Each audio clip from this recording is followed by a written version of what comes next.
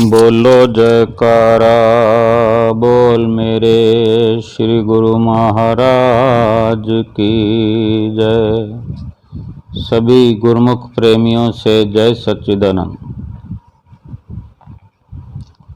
जो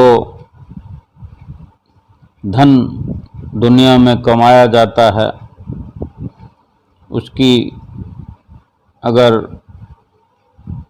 कुछ व्याख्या करें या गहराई में जाएं, धन चाहे जितने ही प्रकार का हो, सोने चांदी का धन हो, रुपयों पैसों का धन हो, हीरे मोतियों का धन हो, जवाहरातों का धन हो, गो धन हो, गज धन हो, बाज धन हो,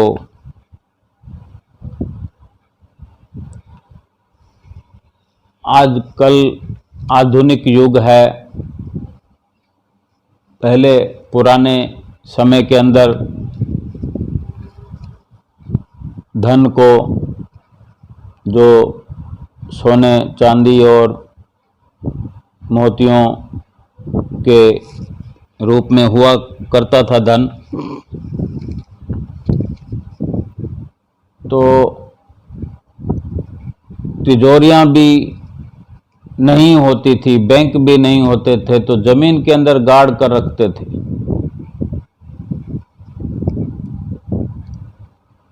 और दीवारों के अंदर उसको लेप देते थे। यानी ऐसी ऐसी कलाएं करनी पड़ती थी उस धन को बचाने के लिए। उस धन में सुरती लगी रहती थी और पक्के मकान नहीं होते थे, बड़े बड़े खुले मकान होते थे, खुले अहाते होते थे, और चोर भी आसानी से दीवारों में सेंध लगाकर घुस जाया करते थे। चोरियां तब भी हो जाती थी। और आज आधुनिक युग है, बैंक के अंदर लॉकर है, बैंक के अकाउंट हैं, जितना भी रुपया पैसा होता है बैंक में रखा जाता है। घर में भी बढ़िया से बढ़िया सेफ, अलमारियां, तिजोरियां होती हैं, फिर भी चोरी डाके हो जाते हैं। अब मोबाइल बैंकिंग है, नेट बैंकिंग है, तो एटीएम यानी सड़कों पर थोड़ी थोड़ी दूरी पर जो एटीएम बने हैं, जब चाहे पैसा निकाल सकते हैं। इतनी सेफ्टी के बाद भी ये इंसान ठगा सा रह जाता है जब सेंध लग जाती है खजानों पर, कि किस प्रकार थोड़ी सी चूक होने पर कि अकाउंट नंबर का थोड़ा सा इस्तेमाल करके चोर घर बैठे रुपए उड़ा लेते हैं। और तब कितनी मुश्किल आ जाती है, जिनको बहुत बड़े बड़े नुकसान उठाने पड़ते हैं, जिन पर विश्वास करते हैं, जो हमारे साथ होते हैं कार्य व्यवहार में, वही इतना धोखा दे देते हैं कि बहुत देर हो जाती है पता लगते लगते। इतनी मेहनत करके जो धन कमाया, इस दुनिया से साथ जाते वक्त तो ले जाने का है ही नहीं। सब जानते हैं इस दुनिया में रहते हुए भी हम उस धन की रक्षा कर नहीं सकते।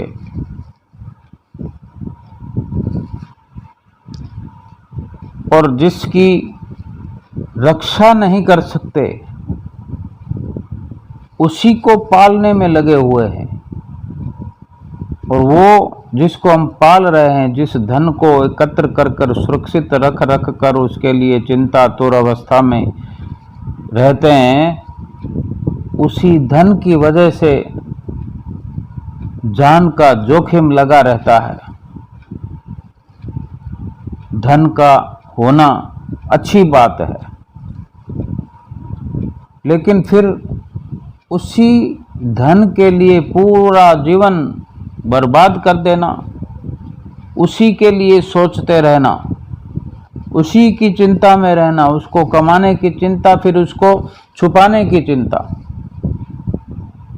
जिस धन को अधिक से अधिक कमा रहे हैं, बहुत धन अधिक आने लगता है, तो फिर उसके लिए, उसको छिपाने के लिए, टैक्स बचाने के लिए रात और दिन चिंता लगी रहती है। जब अधिक धन है और उस पर टैक्स लगता है तो उसको टैक्स लगाकर छुटकारा पाना चाहिए कि अगर कमाई अधिक है तो टैक्स देकर अपने आप को ईमानदार बनाओ। चाहे किसी तरह से रुपया कमाया हो, लेकिन रुपया कमा लिया है सरकार से बचने के लिए, सरकार के आगे मुंह दिखाने के लिए, इतनी तो ईमानदारी रखने की कोशिश करनी चाहिए। फिर अपने आप से कमाए हुए धन से भी हम चोर बने रहते हैं, टैक्स न देकर। हमारी चर्चा का विषय कुछ और है, लेकिन बहुत सारी बातें होती है जो हम निश्चिंत रह सकते हैं अगर उस नज़रिए से, अगर उस विचारों से जीवन को जिए तो। बड़ी बात यही है कि वास्तव में धन है क्या। अगर जमीन जायदाद रूपी धन है, अचल संपत्ति है, हमने कहीं प्लॉट ले रखा है, फिर उसकी सुरक्षा में लगे रहेंगे कि कहीं कोई उस पर काबिज ना हो जाए, कब्जा ना कर ले, कोई उस पर कब्जा जमा ले, बड़ी मुश्किल हो जाएगी। हमारा ही प्लॉट है, हमारे नाम से कागज हैं, फिर भी चिंता है। हमारी अथॉरिटी है, उसके बाद में भी उसकी सुरक्षा करनी पड़ती है, और उसी चिंता के अंदर इंसान परेशान सा रहता है। धन तो आराम के लिए कमाया है, लेकिन आराम तो कोसों दूर होता चला जाता है। जितना जितना धन बढ़ता जाएगा, आराम दूर होता जाएगा। लेकिन फिर कुछ न कुछ ऐसा है, आराम से कोई जीना चाहता है, आराम से जीवन जीने का जो तरीका है वो तो संत महापुरुष बताते हैं। हम गुरुमुखों को नित्य प्रति सत्संग सुनने को मिलता है, उस पर अमल करना ना करना वो हम पर निर्भर करता है। अगर अमल करेंगे तो लाभ अवश्य प्राप्त करेंगे, और लाभ कितना बड़ा होता है उसको शब्दों में बयान नहीं किया जा सकता। संत महापुरुष फरमाते हैं कि जितने भी प्रकार के धन हैं, बहुत प्रकार के धन हैं।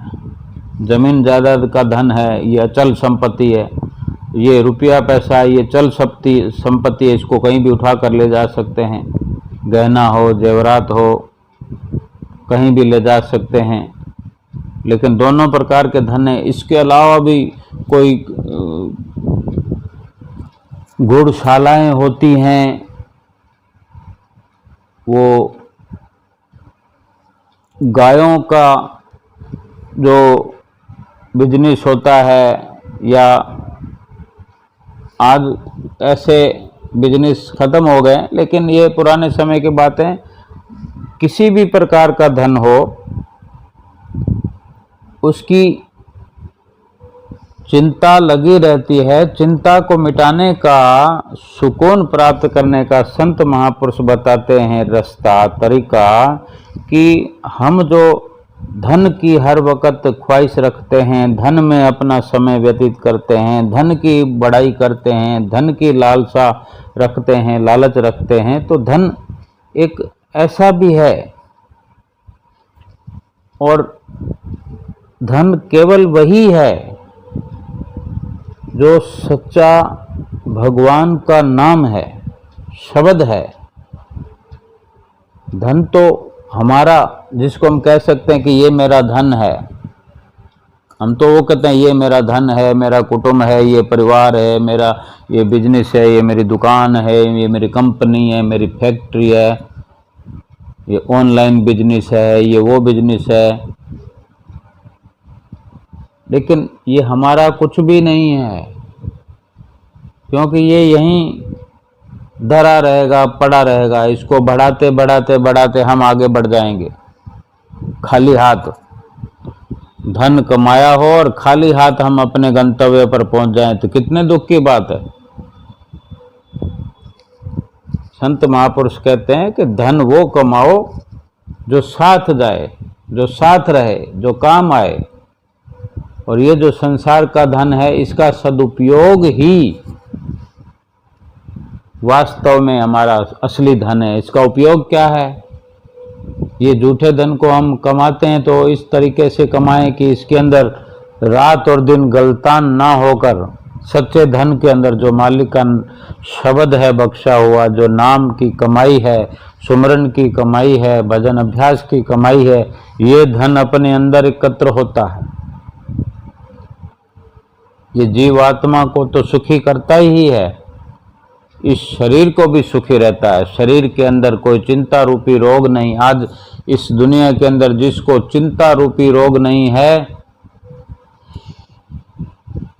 जिसको कामना रूपी रोग नहीं है, वही सही मायने में सच्चा सुखी इंसान है, जिसको कोई चाह नहीं है, चिंता नहीं है और मन मस्त रहता है। फरमाते हैं, चाह गई चिंता मिटी, मनवा बेपरवाह। चाह गई चिंता मिटी, मनवा बेपरवाह। जाको कछु न चाहिए सोई शहंशाह। अगर ऐसा हम विचार बनाएंगे तो फिर क्या हमें रोटी नहीं मिलेगी खाने को? एक छोटा बच्चा पैदा होता है तो वो क्या चिंता करता है कमाने की? क्या पुरुषार्थ करता है कमाने का? अपने आप मिलता है उसको, क्योंकि उसके मुकद्दर में, जो उसके प्रारब्ध में वो लेकर आया है। यहाँ करने के लिए क्या आए हैं? वो तो केवल पुरुषार्थ भक्ति का, भजन बंदगी का करने के लिए आए। बाकी सब कुछ तो देकर मालिक ने भेजा है। पुरुषार्थ का ख्याल भी सबसे पहले भजन बंदगी का करना चाहिए, फिर भगवान सब रास्ते खोलता है। शरीर के लिए हमारी चिंता करने से अगर शरीर ठीक होता तो हम तो चिंता हर पल करते हैं, फिर क्यों शरीर बीमार हो जाता है? शरीर और धन के लिए हम हर पल चिंता करते हैं कि अधिक से अधिक धन कमाएं, तो क्या हम अपने चाहने से धन कमा लेते हैं? प्रयास करना अच्छी बात है। जो आगे फील्ड मिला है, जो जिस प्रकार का मौका मिला है, चाहे किसी दुकान के अंदर भी नौकरी करने का मौका मिलता है, बखूबी ईमानदारी से नौकरी करते चले जाएं। अधिक धन कमाने की या उस दुकानदार की बराबरी करने की अपने अंदर में चिंता क्यों पालनी है?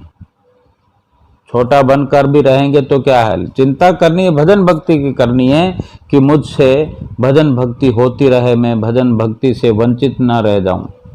मन में सुकून रहेगा। जब जब भी हम किसी की बराबरी करते हैं तो चिंताएं बढ़ती है। इस तरह की चाह को निकाल दें, चिंता निकल जाएगी। चिंता निकल गई, फिर तो निश्चिंतता बाकी रह जाएगी। और जो निश्चिंत हो गया तो प्रभु के नाम से जुड़ा रहेगा। संत महापुरुष हमें यूं ही नहीं समझाते, उनको अनुभव है कि सच्चा नाम जो है हमारा, सच्चा धन जो है वो मालिक का शब्द है। इस धन को संभालने के लिए चिंता करने की आवश्यकता नहीं है। नाम सुमरन में लगो, भक्ति कमाते रहो, इसको भी लूटने के लिए हमारे अंदर काम, क्रोध, लोभ, मोह, अहंकार हैं। लेकिन जो भजन भक्ति करता है वो उनको अच्छे से कंट्रोल में कर सकता है। वो चोर भी इस भजन भक्ति की दौलत को लूट नहीं सकते। और इस धन को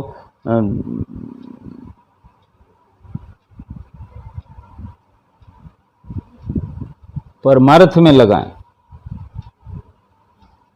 और जितना अच्छे कार्य में परमार्थ में लगाएंगे, ना तो ये इसको कोई चुरा सकता है, ना इस धन को ताला लगाकर संदूक में रखने की आवश्यकता पड़ती है। इसको कहीं छुपाने की जरूरत नहीं पड़ती, क्योंकि ये देखने सुनने में तो आता ही नहीं है, महसूस करने में आता है। ऐसा अद्भुत धन चाहे कितना भी खर्च करने से या स्वयं प्रयोग में लाने से या दूसरों में बांटने से कभी घटता बढ़ता नहीं, समाप्त नहीं होता। हाँ, अपने आप इसका विस्तार होता है।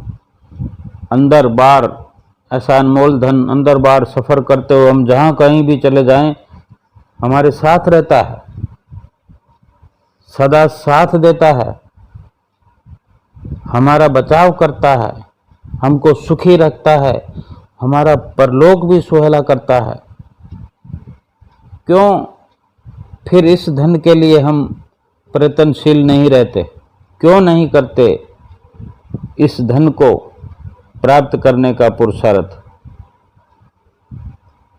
रात को सोते वक्त काम आता है, उठते वक्त काम आता है, खाते पीते वक्त काम आता है। ये नाम रूपी जो धन है ये संतोष पैदा करता है, सुकून पैदा करता है, जो हर वक्त चाहिए, हमें हर पल चाहिए।